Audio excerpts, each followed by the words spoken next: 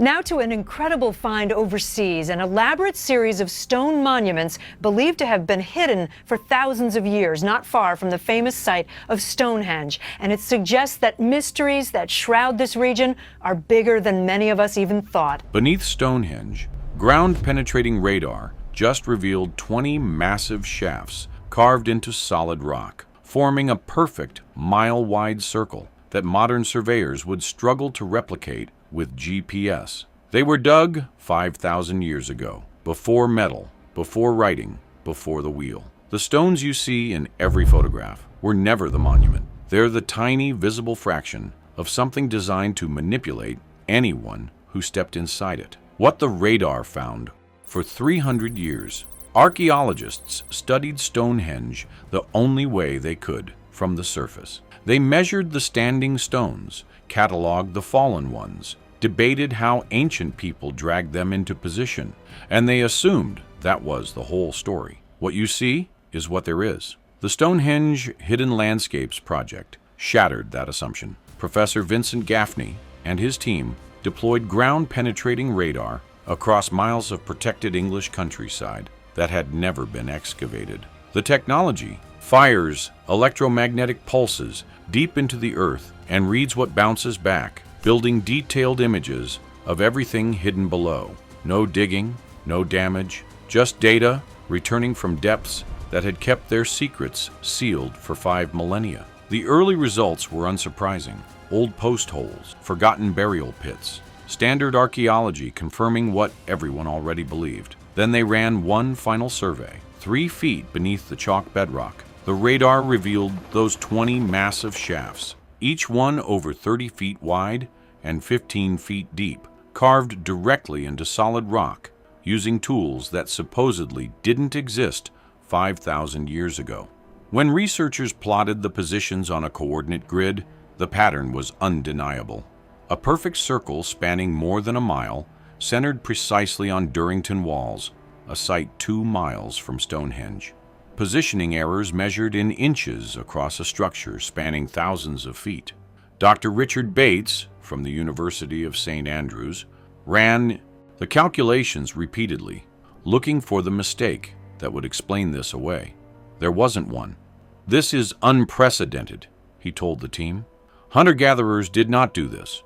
Early agricultural communities did not do this. Someone with knowledge we don't understand did this, and the shafts were just the beginning." As the survey expanded, the radar revealed at least 17 previously unknown structures surrounding Stonehenge. Massive timber posts that once stood in concentric circles, some as large as the standing stones themselves.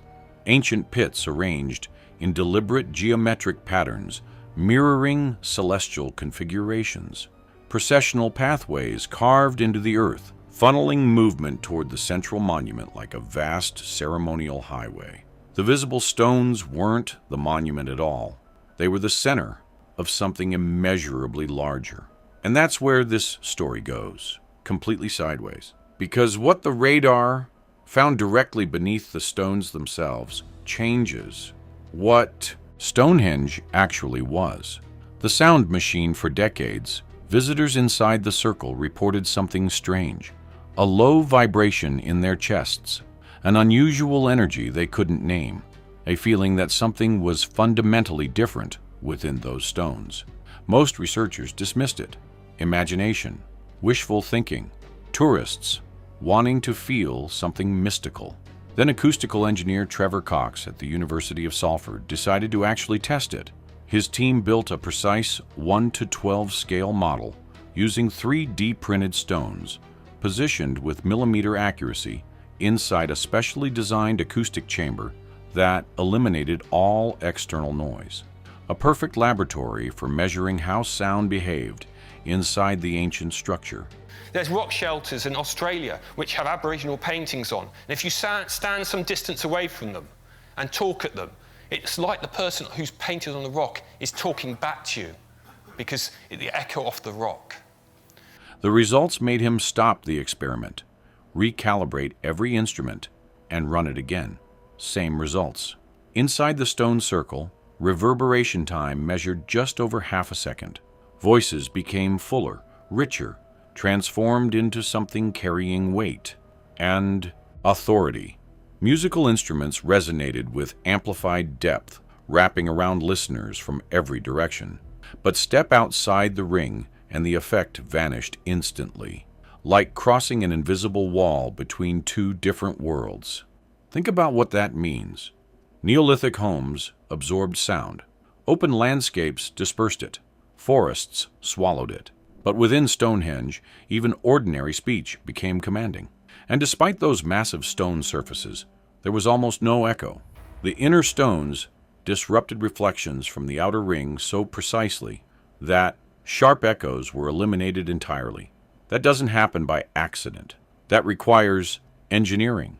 That requires intent. But here's the catch. The acoustic manipulation went far deeper than amplified voices. Researcher Rupert Till discovered that some of the Welsh bluestones produce clear ringing tones when struck, almost like massive stone bells. I'm using software to test the acoustics in the space. So we generate this swept sine wave, and we use that to capture the acoustic of the cave. And we can look for relationships between sound and paintings. The region they came from is traditionally called Mayan Clochog, which translates to ringing, stones. Local folklore preserved knowledge of their acoustic properties for thousands of years. But Till's modeling revealed something genuinely unsettling. The specific stone arrangement generates infrasound, deep vibrations below the threshold of conscious. The acoustic discoveries forced researchers to completely rethink every assumption about Stonehenge. If the builders understood sound manipulation at this level, what else had been drastically underestimated? The answer arrived in late 2024, being capable of manipulating human emotion, and nobody standing inside it would have any idea it was happening to them. If this is already changing how you think about the ancient world, hit subscribe now, because what they found about the stones themselves makes this even more disturbing. The impossible journey.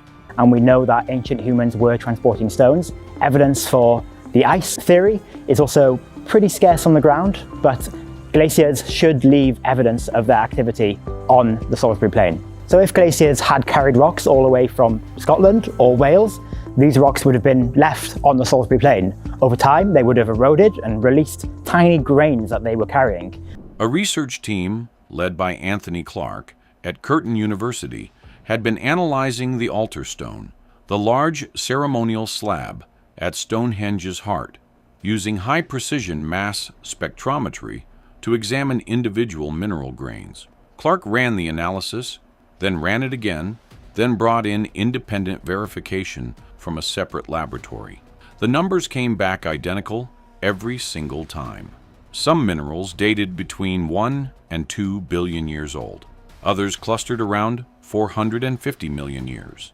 This combination created a chemical fingerprint, matching only one geological formation on Earth. But here's the catch. It wasn't Wales. It wasn't anywhere close to Stonehenge. It was the Orcadian Basin, northeastern Scotland, over 700 miles away. Dr. Robert Ixer of University College London had spent decades studying Stonehenge geology and thought he understood where every major stone came from. When he saw the data, his response was immediate, genuinely shocking. This changes everything we thought we understood about these people. Moving a 6-ton sandstone block overland through ancient Britain was virtually impossible. Dense primeval forests, treacherous marshlands, rivers without bridges. The evidence pointed to only one explanation. Neolithic engineers loaded the stone onto specially constructed vessels and guided it along hundreds of kilometers of dangerous coastline, using knowledge of tides, currents, and celestial navigation far more advanced than anyone had imagined. 5,000 years ago. No metal tools, no written language, no maps. And this wasn't an isolated case. Bluestones transported from the Preseli Hills in Wales. Sarsen stones dragged from the Marlborough Downs. Sandstone shipped from Scotland. each material selected for specific acoustic, magnetic, or geological properties. Each moved across impossible distances, requiring coordination spanning generations. Researcher Richard Bevins summarized it plainly. We're looking at a society with complex long-distance trade networks, advanced maritime capabilities, and organizational sophistication rivaling anything in the ancient Mediterranean world. And they achieved this 1,000 years before the Egyptian pyramids reached their peak. But knowing where the stones came from only deepened the real mystery. The question wasn't how they moved them. The question was why they needed these exact stones from these exact locations. The answer was written in the stars. Literally, the celestial code. Everyone knew Stonehenge aligned with the summer solstice. Every June, thousands of visitors watched the sunrise pierce directly through the central axis. Tour guides have explained it for generations. That alignment was just the surface layer, possibly even designed to distract from what lay beneath. When researchers combined the radar data with astronomical modeling, hidden alignments emerged from the noise. The Haji buried pathways, timber post positions, and the massive shaft ring all demonstrated precise celestial orientations extending far beyond solar observation. Some features tracked major lunar standstills, rare events on an 18.6-year cycle when the moon reaches its most extreme positions on the horizon. Think carefully about what that requires. Systematically tracking patterns that take nearly 2 decades to complete one cycle. That demands institutional memory. Precise records passed generation to generation. Observations spanning multiple human lifetimes. Organized education and long-term planning we never credited the Neolithic world with possessing. When researchers reconstructed star maps from 5,000 years ago, accounting for the slow wobble of Earth's axis that shifts stellar positions across millennia, apparently random stone alignments suddenly made perfect sense. The builders had encoded a precise map of the heavens as they appeared 5,000 years ago. Egg. Celestial snapshot frozen in stone. Dr. Amanda Chadburn put it bluntly. We kept assuming they were primitive. We kept assuming they were making rough guesses. They weren't guessing at all. They were tracking celestial mechanics with precision we didn't believe was possible without written records and metal instruments. The monument wasn't an agricultural calendar. It was a sophisticated astronomical instrument encoding observations that required generations to compile. But astronomical knowledge alone doesn't explain the acoustics, the impossible stone transport, or the buried shaft ring. Someone had to coordinate all of this across centuries of continuous construction. And that question leads somewhere nobody wanted to go. The shadow rulers. The Romantic interpretation imagined Stonehenge as a symbol of unity, scattered tribes coming together to build a shared sacred monument, a heartwarming story of cooperation and communal purpose. The radar destroyed that narrative completely. The scale was too vast, the precision too exacting, the specialized knowledge too carefully controlled. Completing the monument and its surrounding landscape required thousands of workers laboring across not years, but centuries. And the radar revealed no large permanent settlements near the site. Workers came from elsewhere.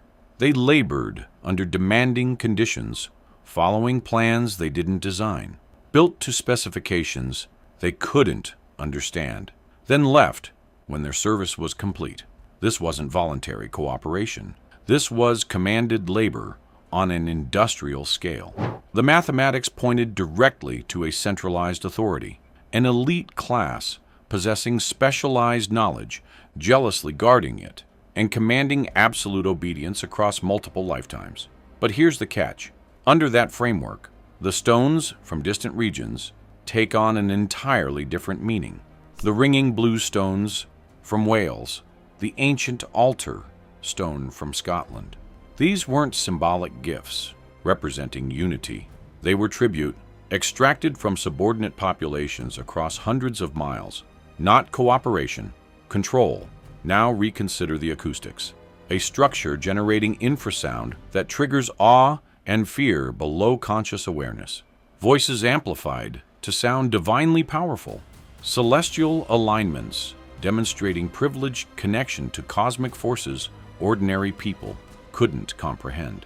Inside that circle, surrounded by those engineered frequencies, the rulers who controlled Stonehenge wouldn't merely claim to speak for the gods. They would seem like gods themselves, a precision instrument of psychological control, and no one standing inside it would ever know what was being done to them. That's not speculation. That's documented physics. The revelation. Professor Gaffney returned to his research station months after the discovery. The data was verified. The papers were published. But looking at those radar images, he didn't feel triumph. He felt unease. "We spent centuries assuming they were primitive," he said. "We were wrong. They knew things we're only beginning to rediscover. And they built something designed to last until we developed the technology to finally understand it." The stones waited 5,000 years for us to catch up. Ground-penetrating radar finally revealed what they were hiding: acoustic engineering, celestial encoding, a buried complex dwarfing the visible monument, and evidence of a ruling class powerful enough to command an entire island. So here's the real question. If the builders encoded a message into stone, sound, and starlight, a message meant for a civilization with technology they couldn't imagine, what exactly were they trying to tell us? Drop your theory in the comments below. And if you want more secrets dug up from history, smash that like button and subscribe. We're pulling back the curtain on the ancient world every week. And trust me, you do not want to miss what comes next.